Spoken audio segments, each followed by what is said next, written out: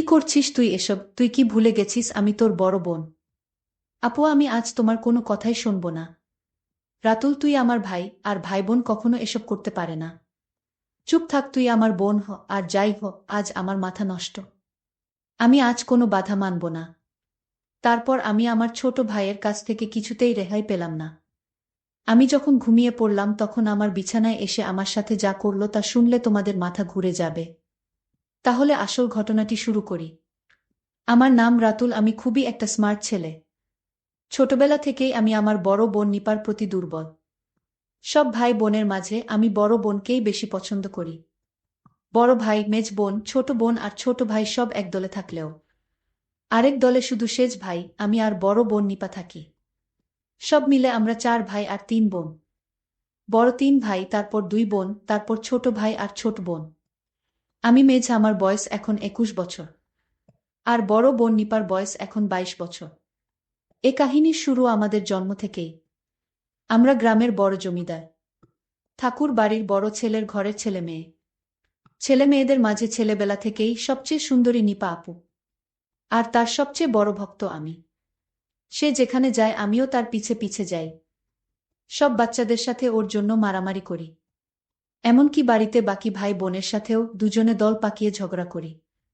নিপাকে শাসন করলে বড় দাদাদের সাথে আমার মারামারিও বাধে। নিপার যে কোনো কথা আমি ফেলতে পারি না, সব বায়না মেটায় আর বড় হয়ে আমাকে নিপা ছেলেবেলা থেকেই শাসন করে। কিন্তু বড় হবার সাথে সাথে আমার এই বোনের প্রতি এক অন্যরকম ভালোবাসার সৃষ্টি হলো। দিনে দিনে নিপা যেমন সুন্দরী হতে লাগলো, আমিও তাকে দেখে অবাক হতে লাগলাম। যে বয়সে আমার বন্ধুরা পাড়ার অন্য মেয়েদের নিয়ে ভাবত, সে বয়সে আমি নিজের বোনকে নিয়ে ভাবতাম। অবশ্য পাড়ার বেশিরভাগ পুরুষের নজরেই নিপার রূপের উপর পড়ত। কিন্তু ভাই বলে আর সব ছেলেরা যেমন প্রকাশ্যে কোনো মেয়েকে নিয়ে নোংরা কথা বলতো, কিংবা প্রকাশ্যে মেয়েদের দিকে তাকাতো, তেমন কিছু আমি করতে পারতাম না। বরং কোনো ছেলে তার বোনের দিকে নজর দিলে পরে তাকে ভালো করে ধোলাই করতাম। মেয়েরা ছেলেদের আচরণ বেশ ভালোই বোঝে। নিপা আমার এই নতুন পরিবর্তন ধরতে পারেনি। তা কিন্তু নয়। সে বোঝে আমি তার এতটাই ভক্ত, আর তাকে এতটাই ভালোবাসি যে তার প্রেমেও পড়তে পারি। কিন্তু এই প্রেমের কোনো সমাধান নেই। কারণ সে আমার বোন। আমার বোনের হাতের রান্না ছাড়া আমি ভাত খেতে পারতাম না। বোন হিসেবে অনেক ভালোবাসি, তাই বেশি কিছু আশা করি না। বরং ওর মতো একটা বউ হলেই হলো আমার। যদিও তা আমি আর কোনোদিনই খুঁজে পাচ্ছি না। দেখতে দেখতে নিপা কলেজে উঠে গেল। আর নিপা আপু দিন দিন সুন্দরী হতে লাগল। এদিকে আমাদের এই এলাকায় জাতিভেদ যুগ যুগ ধরে এক বড় সমস্যা। আমি এই জাতভেদের বিরুদ্ধে রুখে দাঁড়াই। বামপন্থীদের পক্ষে চলে যাই। ফলে আমার সাথে জমিদার ঠাকুরদার বিরোধ বাধে। এরপর আমার বাপ ভাই সবাই আমার বিরুদ্ধে চলে যায়। ঠাকুরদার চাপে আমি বাবা মাকে ত্যাগ করতে বাধ্য হই। আমি মা, মাসি, বোন আর বড় বোন নিপার কাছ থেকে বিদায় নিয়ে কলকাতা চলে আসি। এখন আমি সেখানে বিশাল বড় কোম্পানির ম্যানেজার। নিপা পরিবারে একা হয়ে যায়। ওর বয়স তখন 24 বছর। রোজ 2 গ্রাম পেরিয়ে কলেজে পড়তে যায়। এর মাঝে এক সুদর্শন ছেলের সাথে তার প্রেম হয়ে যায়। ছেলেটা চেন্নাইতে ডাক্তারি পড়ে। দুজনে পালিয়ে বিয়ে করে।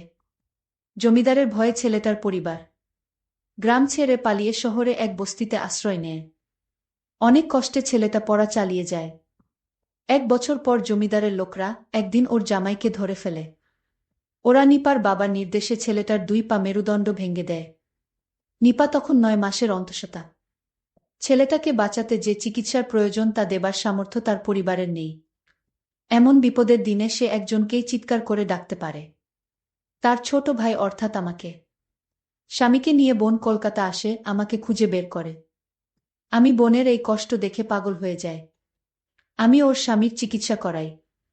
কিন্তু আমার বোনকে স্বামীর পরিবার সহ একটা বস্তিতে থাকতে দেখে ভীষণ কষ্ট পাই। কিছুদিন পর নিপা মা হয়। তার স্বামীও একই হাসপাতালে বাঁচা মরার লড়াই করছে। তখন নিপার স্বামী বেঁচে উঠলেও চিরতরে পঙ্গু হয়ে যায়।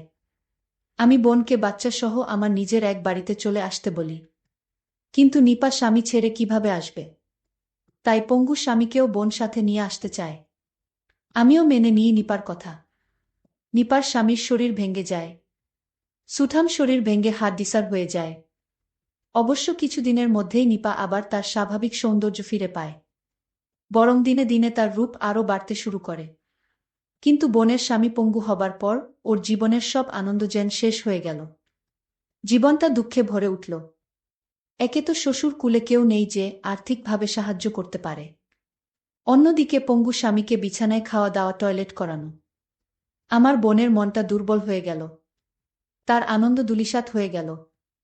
এদিকে আস্তে আস্তে আমার দৃষ্টি পড়ল আমার বোনের দিকে, বরং গ্রামে ফেলে আসা সেই কিশোরী বোনের চাইতে। এখন আমার বোনকে অনেক সুন্দর লাগে, কিন্তু মনের মাঝে অনেক দ্বিধা কাজ করে। এই দোটানা কাটিয়ে অবশেষে সিদ্ধান্ত নিয়েই ফেলি, যা হয় হবে, একবার বোনকে এইটুকু নিশ্চয়ই আমি আদায় করতে পারব বোনের কাছ থেকে। এটা করে আর ওর কোনো ক্ষতি হবে না, বরং ওকে সহ ওর বাচ্চাকে স্বামীকে ভরণ পোষণ করার গুরু দায়িত্ব যখন আমি পালন করেছি, তাই আমি বিশেষ কিছু দাবি করতেই পারি। আমি ভেবে নিলাম আমার বোনকে আমি বলবো আমি তার কাছে কি চাই। আমি আমার বোনকে বলতেই হবে, তাছাড়া আমার মনকে আমি স্থির করতে পারছি না। নিপার চোখে আমার এই পরিবর্তন ঠিকই ধরা পড়ে, কিন্তু আমি এখন তার একমাত্র গুরুজন, তার উপর অনেক দাবি আছে আমার। ছোটখাটো বিষয়ে আমাকে আর কিছু বলতে পারে না আগের মতন। আস্কারা পেয়ে আমি আরও এগিয়ে যাই। নিপা কোনো মতে স্বাভাবিক আচরণ করে। পঙ্গু স্বামীর ঘরে রোগীর ঘরের মতো দুর্গন্ধ, সুস্থ মানুষ এ ঘরে থাকতে পারে না, আর বাচ্চা থাকলে অসুস্থ হয়ে যাবে। একদিন আমি সে ঘরে গিয়ে তা টের পেলাম। তারপর বাচ্চাটাকে নিয়ে অন্য ঘরে শুতে বললাম নিপাকে। ওর স্বামীর জন্য বিশেষ বেডের ব্যবস্থা করা হলো। নিপা যে ছোট ঘরে বাচ্চাটাকে নিয়ে থাকতে শুরু করল, তার পাশেই আমার বড় স্টুডিও বেডরুম। মাঝে মধ্যে বোনকে ডেকে এনে দুজনে একসাথে টিভি শো দেখি। তখন বোনকে বলি আমি তোমার কাছে থেকে কিছু চাই, সেই সুযোগের অপেক্ষায় থাকি। এভাবে ধীরে ধীরে 6 মাস পর নিপার জীবন থেকে তার স্বামী রোগে আরও দূরে সরে গেল, একটা বোঝায় পরিণত হল। বোনের স্বামী এখন একেবারে বিছানা থেকে উঠতে পারে না, দিন দিন রোগে দুর্বল হয়ে গেছে। আমার বোন তখন অসহ্য যন্ত্রণায় ভুগতে থাকে। একদিন বোনকে নিয়ে টিভি দেখতে দেখতে আমি বোনকে বললাম, বোন আমার একটা কথা রাখবে। সে বল, কি কথা? আমি বললাম, আমি ছোটবেলা থেকেই তোমাকে অনেক ভালোবাসি, আর এখন তোমার অনেক কষ্ট, সেটা আমি সহ্য করতে পারছি না। বোন বলল, আমার কপালে যা আছে তাই হবে। আমি বললাম, তোমাকে এভাবে কষ্টে আমি রাখতে পারি না। আমার বোন তখন বলল, এখন কি করতে চাস? আমি বললাম, তোমার স্বামী তো এখন বেঁচে থেকেও নেই, এখন তুমি সব কিছু থেকে বঞ্চিত। আর তাই বলছিলাম, তুমি তোমার স্বামীর সাথে রাতে যা করো, আমিও তা করতে চাই। এই কথা শোনার পর বোন ঘর থেকে বেরিয়ে বাচ্চার কাছে চলে গেল। আমার খুব খারাপ লাগলো, নিজেকে খুব ছোট মনে হতে লাগলো। আমার বোনের প্রতি আমার যে দুর্বলতা হয়েছে, যে কোনো সময় একটা অঘটন ঘটাতে পারি, এই ভেবে আমি চিন্তিত হয়ে গেলাম। বোন না চাইলে তাকে কষ্ট দিয়ে আমি কিছুতেই সুখে থাকতে পারবে না। পরদিন বোনকে সরি বলবো, তার সাথে কথা বলবো ঠিক করলাম।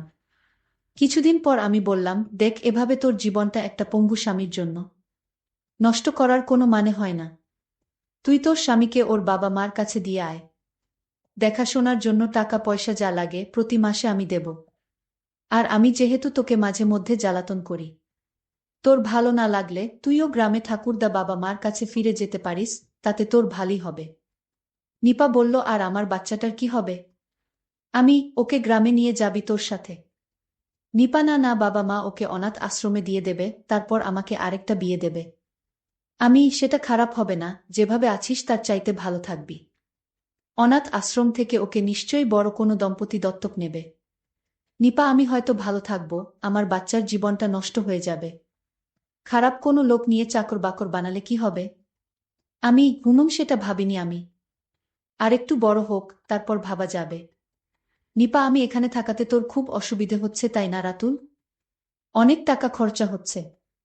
আমি, না না, তুই যা ভাবছিস তা না। তুই এখানে থাকলে আমি খুশিই হব, কিন্তু আমার ব্যবহারে তুই কষ্ট পাস এটা আমি চাই না। নিপা, তুই একটা বিয়ে কর না রাতুল। আমি হঠাৎ এই কথা শুনে কাশতে লাগলাম। আমি, কেন বিয়ে করব? কেন অন্য কোনো মেয়ে এসে তোকে এভাবে বাচ্চা আর স্বামী নিয়ে নিজের সংসারে থাকতে দেবে ভেবেছিস? নিপা বলল, আমি চলে যাব গ্রামে, বাচ্চাটা কাউকে দিয়ে দেব। সুন্দরী একটা বউ হলে তখন আমাকে না জ্বালিয়ে ওকে জ্বালাবি তুই। আমি চলে যাব, বাচ্চাকে দিয়ে দেব বললেই হলো, এত সহজ? যতসব বাজে কথা। অন্য মেয়েকে দিয়ে আমার হবে না, আমার শুধু তোকে চাই। তুই কি পাগল হয়েছিস? আমি আর তুই ভাই বোন। ভাই বোনের মধ্যে এসব হয় না। হে, আমি পাগল হয়ে গেছি। আমি ছোটবেলা থেকেই আমি তোমাকে অনেক ভালোবাসি। ভাই এসব কেউ বলে না লক্ষ্মী ভাই আমার।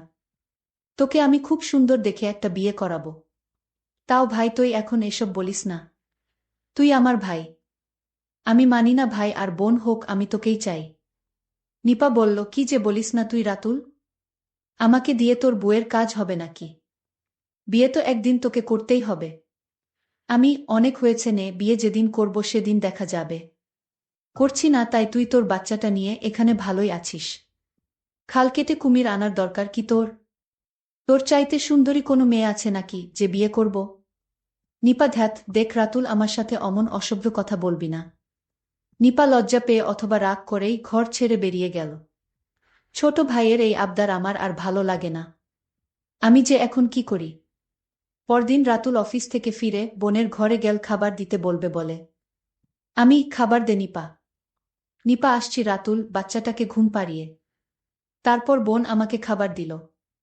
খাবার পর আমি বোনকে আমার ঘরে আসতে বললাম। বিছানায় শুয়ে কি করতে বলবো সেটা ভাবতে লাগলাম। আমি বললাম, আমার মাথাটায় আজ প্রচণ্ড ব্যথা, আমার মাথাটা একটু মালিশ করে দিবা। আমি আমার ভাইয়ের মাথায় মেসেজ করে দিচ্ছিলাম। ভাই তখন বলল, বোন তোর হাতে জাদু আছে। তুই আমার মাথাটা একটু মালিশ করে দিতেই মাথার ব্যথা চলে গেছে। তারপর আমি ঘুমিয়ে গেলাম। রাত যখন 2টা বাজে তখন আমার ঘুম ভেঙে গেল। আমি দেখলাম আমার বোন ঘুমিয়ে আছে। আমি আমার বোনকে দেখে আশ্চর্য হলাম। মনে হয় আল্লাহ নিজ হাতে তাকে বানিয়েছে। আমি আর কোনো কিছুই ভাবতে পারছি না। আল্লাহর সৃষ্টি কত সুন্দর। আমি আর কিছুই না ভেবে আস্তে আস্তে বিছানা থেকে উঠে বসলাম। আমি দরজাটা লক করতে ভুলে গেছিলাম। আর তাই দরজার কাছে গেলাম। দরজাটা লক করে আবার বিছানায় এসে বসলাম। তারপর আমি তার ঘনিষ্ঠ হতে শুরু করলাম। বোন তখন বিছানা থেকে উঠে আমায় বলল, কি তুই এখনো ঘুমাসনি? আমি বোনকে বললাম, আমার কিছুতেই ঘুম আসছে না। আমার বোন বলল, তাহলে কি করলে তোর ঘুম আসবে শুনি? আমি বললাম, আমি তোমাকে বউ হিসেবে দেখতে চাই। তাহলেই আমার ঘুম হবে। ঠিক আছে, তুই জানতে কি না জানিস না। আমি তোর আপন বোন না। আমাকে অনাথ থেকে তোর বাবা নিয়ে আসছিল। তোর বাবা একজন দয়ালু মানুষ। আর তাই আমাকে একদিন রাস্তায় কান্না করতে দেখে আমায় তোদের বাড়িতে নিয়ে আসে। আমার বয়স তখন 5 কি 6 হবে। আমার মা বাবাকে আমি জানতাম না। আর তাই তো আমি আমার বাচ্চাকে ছেড়ে আমি নতুন বিয়ে করতে পারবো না। তাকে অনাথে দিতে পারবো না। অনাথে থাকার কষ্ট আমি বুঝি, কারণ আমি অনাথে ছিলাম। আর তাই আমিও তোকে চাই। তুই আমার পাশে থাকলে আমার সন্তানটাকে মানুষ করতে পারবো। আর তাই তোর প্রস্তাব আমি মেনে নিলাম। বন্ধুরা, আজকের গল্পটি কেমন লাগলো তা অবশ্যই কমেন্ট করে জানাতে ভুলবেন না। আর এরকম নতুন নতুন ভিডিও পেতে আমার চ্যানেলটিকে সাবস্ক্রাইব করে পাশে থাকবেন। ধন্যবাদ।